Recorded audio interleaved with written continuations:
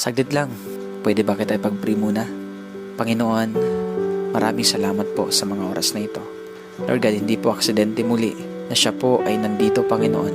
Bigla niya napanood ang video na to. Lord, I pray in the name of Jesus na anuman ang gumugulo sa taong ito, Panginoon, anumang ginagawa ng kaaway sa kanyang buhay, sa pamamagitan, Lord, ng mga problema, sa pamamagitan ng mga pagsubok, mga sitwasyon na matitindi sa kanyang buhay. Dalangin ko ngayon, Panginoon, bigyan mo siya, Panginoon, o God, na lakas na nanggagaling sa iyo. Ano man ang kanya pong dinadala sa mga oras na to, Panginoon. Lord, maaaring ang taong ito, wala po siyang ibang mapagsabihan sa sobrang bigat na kanyang nararamdaman. Maaaring ang taong ito ngayon, Panginoon, hindi po niya alam kung saan siya lalapit at kung ano po ang kanyang gagawin. Napatanong na siguro ang taong ito, Panginoon, na may Diyos kaya na nagmamahal sa akin?